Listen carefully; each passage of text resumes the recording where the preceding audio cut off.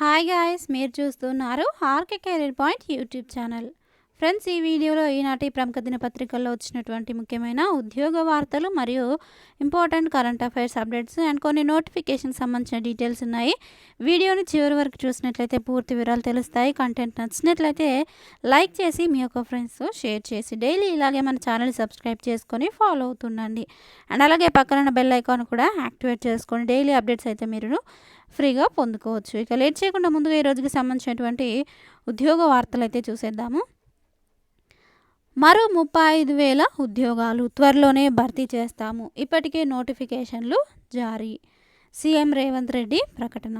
వివరాలు చూసినట్లయితే, రాజకీయ లబ్ధి కోసమే విద్యార్థులను రెచ్చగొడుతున్నటువంటి కొందరు పొలిటీషియన్లు వారి కుట్రలకు పావులుగా మారొద్దు అంటూ వ్యాఖ్య. సమస్యలుంటే ప్రభుత్వం దృష్టికి తీసుకురండి, ఒక అన్నగా వాటిని పరిష్కరించే బాధ్యత నాది. నైపుణ్యం లేని కారణంగా నిరుద్యోగ సమస్య, దాన్ని శాశ్వత పరిష్కారంపై దృష్టి సారించాము.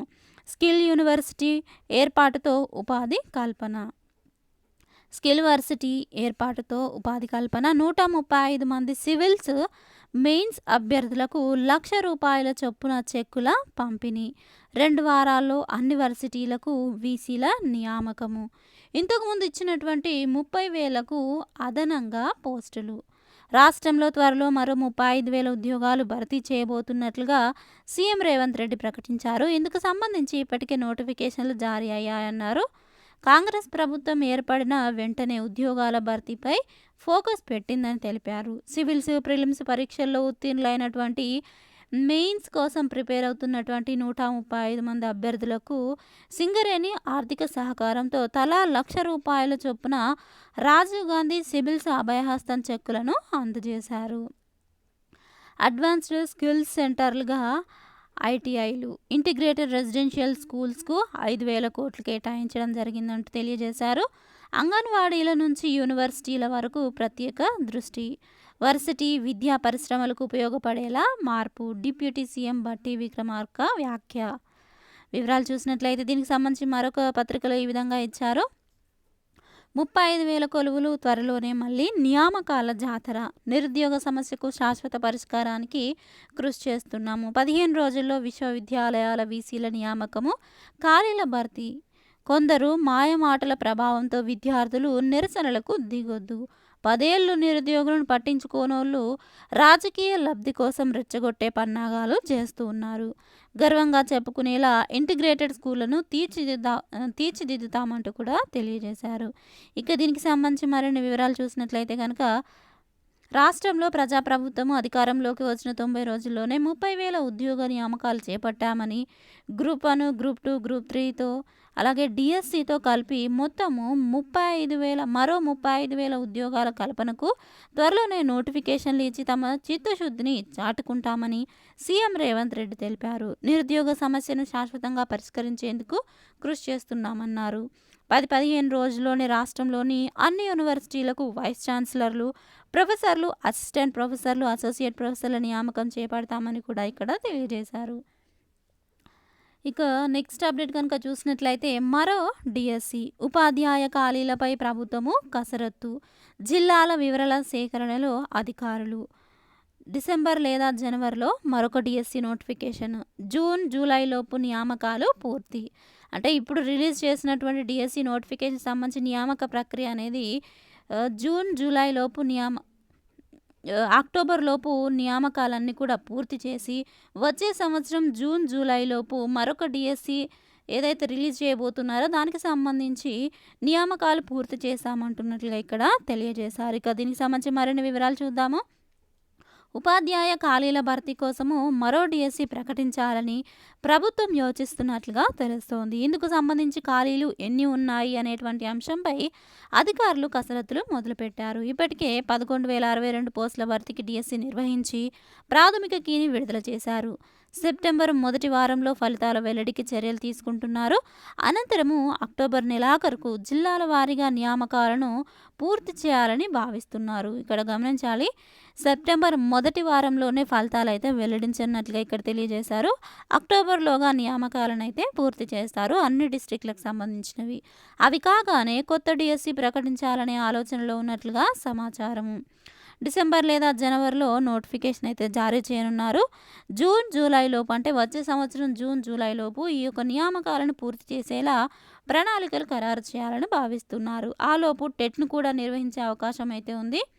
ఇక కొత్త డిఎస్సి కోసం రాష్ట్రంలో భర్తీ చేయాల్సిన ఉపాధ్యాయ పోస్టుల సంఖ్య ఏ మేరకు ఉండవచ్చు అనేటువంటి అంశంపై అధికారులు జిల్లాల వారీగా సమాచారము సేకరిస్తూ ఉన్నారు. పాఠశాలల సంఖ్య, అందులోని విద్యార్థులు, ఖాళీల వివరాలను పరిశీలిస్తూ ఉన్నారు. ఇప్పటికే ప్రకటించిన డిఎస్సి ద్వారా నియమితులైనటువంటి ఉపాధ్యాయులు అందుబాటులోకి వచ్చిన తర్వాత ఇంకా ఎన్ని ఖాళీలు ఉన్నాయి అనే దానిపై మొత్తం అధికారులు అయితే డేటా సేకరించనున్నారు. ఇక నెక్స్ట్ అప్డేట్ చూద్దాము. 15 రోజుల్లోగా వర్సిటీలకు వీసీలు, విశ్వవిద్యాలయాల్లోని ఖాళీలు భర్తీ చేస్తాం. ప్రతి నియోజకవర్గంలో ఇంటిగ్రేటెడ్ రెసిడెన్షియల్ స్కూల్. వివరాలు చూసినట్లయితే బడ్జెట్లో 5,000 కోట్లు కేటాయించాము సీఎం రేవంత్ రెడ్డి. సివిల్స్, ప్రిలిమ్స్లో ఉత్తీర్ణులకు ₹1,00,000 చొప్పున చెక్కుల పంపిణీ. ప్రతి అసెంబ్లీ నియోజకవర్గంలో ఒక చోట 25 ఎకరాల్లో ఇంటిగ్రేటెడ్ రెసిడెన్షియల్ స్కూల్ ఏర్పాటు చేసి జాతీయ స్థాయి ప్రమాణాలతో వసతులు కల్పించబోతున్నామని సీఎం రేవంత్ రెడ్డి ప్రకటించారు. ప్రస్తుత వసతి గృహాల్లో సరైన సదుపాయాలు లేవని, అందుకే అన్ని రకాల మౌలిక వసతులతో ఎస్సీ, ఎస్టీ, బీసీ, మైనారిటీ గురుకులాలను ఒకే గొడుగు క్రిందకు తీసుకొస్తామన్నారు. రాజీవ్ గాంధీ సివిల్స్ అభయహస్తం కార్యక్రమం క్రింద సివిల్స్ ప్రిలిమినరీ రాత పరీక్షలో ఉత్తీర్ణులైనటువంటి వారికి చెక్కులను అందజేసే కార్యక్రమంలో ఈ విధంగా ప్రకటించడం అయితే మనం ఇక్కడ చూడవచ్చు. ఇక నెక్స్ట్ జాబ్ న్యూస్ చూద్దాము. ఏడాదిన్నరలో పల్లె పల్లెకు ప్రగతి చక్రాలు. ఆర్టీసీలో 3,000 కొలువుల భర్తీ త్వరలో. పరిశీలనలో మరో 4,000 ఉద్యోగాలు.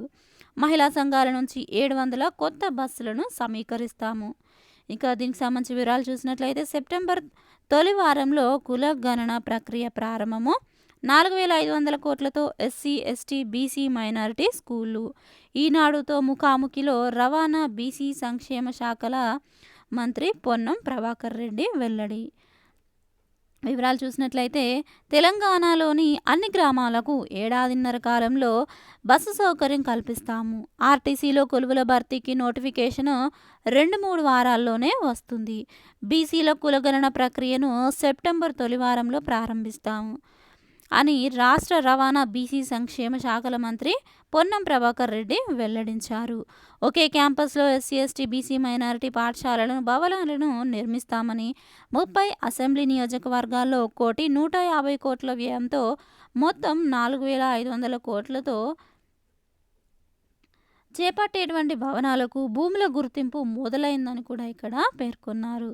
ఇక ఆర్టీసీలో పెద్ద సంఖ్యలో ఉన్న కన్సల్టెంట్లు, వారికి భారీ జీతాల అంశంపై కూడా ప్రభుత్వంతో చర్చించి నిర్ణయం తీసుకుంటామని తెలిపారు. సో ఇక్కడ గమనించాల్సింది ఏంటి అంటే మనకి ఇప్పుడు త్వరలోనే భర్తీ చేయబోయేటువంటి 3,000 కొలువుల భర్తీ 2-3 వారాల్లోనే నోటిఫికేషన్ అయితే రిలీజ్ చేయనున్నారు.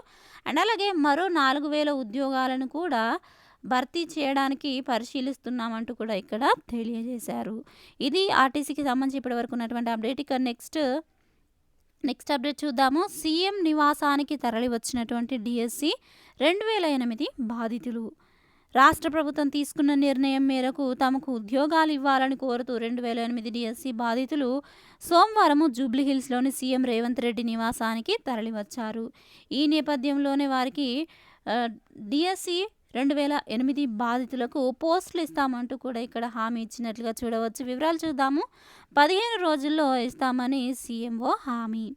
ఈ ఏడాది మార్చిలో రాష్ట్ర ప్రభుత్వం తీసుకున్న నిర్ణయం మేరకు తమకు ఉద్యోగాలు ఇవ్వాలని 2008 డిఎస్సి బాధితులు సోమవారం జూబ్లీహిల్స్లోని సీఎం రేవంత్ రెడ్డి నివాసానికి భారీగా తరలివచ్చారు. డిఎస్సి 2008 సాధన సమితి నేతృత్వంలో 200 మందికి పైగా అభ్యర్థులు సీఎం ఇంటికి చేరుకోగా పోలీసులు వారిని అడ్డుకున్నారు. అనంతరం 6గురిని సీఎం ఇంట్లోకి అనుమతించారు. సీఎం వ్యక్తిగత కార్యదర్శి జైపాల్ రెడ్డి వారితో చర్చలు జరిపారు. ఈ మేరకు ఉద్యోగాలు ఇస్తామంటూ కూడా హామీ ఇచ్చినట్లుగా అయితే ఇక్కడ చూడవచ్చు. ఇక నెక్స్ట్ ఈ రోజుకి సంబంధించినటువంటి కొన్ని ఇంపార్టెంట్ కరెంట్ అఫైర్స్ అప్డేట్స్ అయితే చూద్దాము. ముందుగా ఉత్తర కొరియా అమల పొదిలో ఆత్మాహుతి డ్రోన్. ఉత్తర కొరియా మరో కొత్త అస్త్రాన్ని సాధించింది. లక్ష్యాలపై పడి విధ్వంసం సృష్టించేటువంటి విస్ఫోటక డ్రోన్ను ప్రదర్శించింది. ఈ ఆత్మాహుతి డ్రోన్ పనితీరును ఆ దేశ నాయకుడు కిమ్ జోంగ్ ఉన్ స్వయంగా పరిశీలించారు.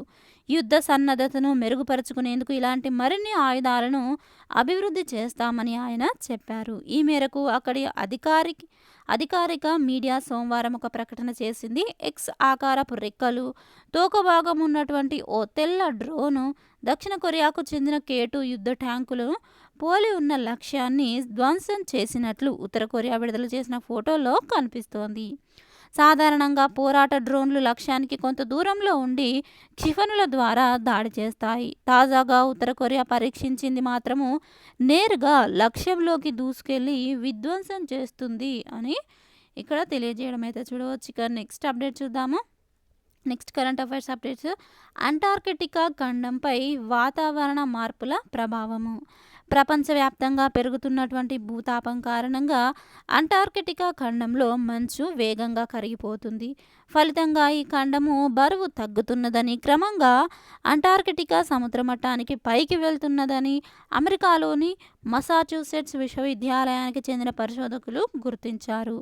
ఈ కారణంగా ప్రపంచవ్యాప్తంగా సముద్ర మట్టము వేగంగా పెరిగే ముప్పు ఉందని చెప్పారు. భూతాపం తక్కువగా ఉంటే 2500 నాటికి సముద్ర మట్టము 1.7 మీటర్ల మేరకు పెరుగుతుందని, భూతాపం ఎక్కువగా ఉంటే 19.5 మీటర్ల వరకు కూడా పెరగొచ్చని, సముద్రంలోకి ఎక్కువగా నీరు చేరడం వల్ల ఈ ముప్పు పెరుగుతున్నట్లుగా తెలిపారు.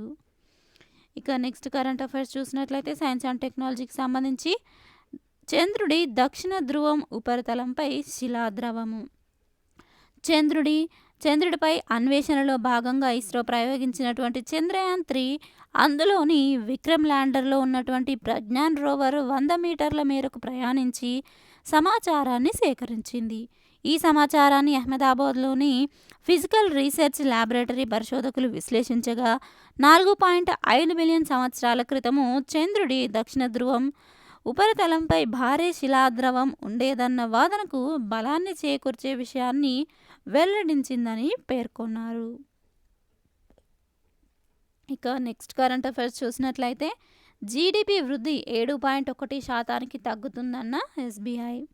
జూన్ క్వార్టర్లో మన దేశ వాస్తవ జీడిపి వృద్ధి 7.1% తగ్గుతుందని SBI ఆర్థికవేత్తలు అంచనా వేశారు.